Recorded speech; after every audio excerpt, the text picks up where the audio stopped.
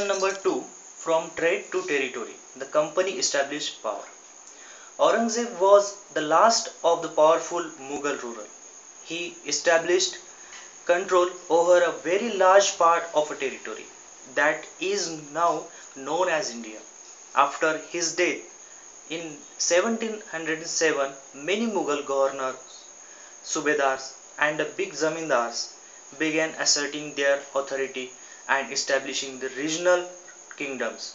As powerful regional kingdoms emerged in various parts of India, Delhi could no longer function as an effective center.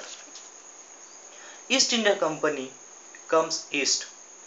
In 1600, the East India Company acquired a charter from the ruler of England, Queen Elizabeth I, granting it the sole right to trade with the East, new lands from which it could buy goods at a cheap price and carry them back to Europe to sell at higher prices.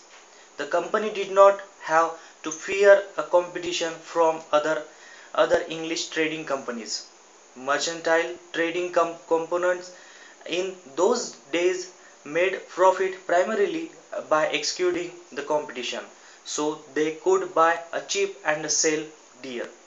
The time the first English ship sailed down and the west coast of Africa round the Cape of Good Hope and crossed the Indian Ocean, the Portuguese and had already established their presence in the western coast of India and had their base in Goa.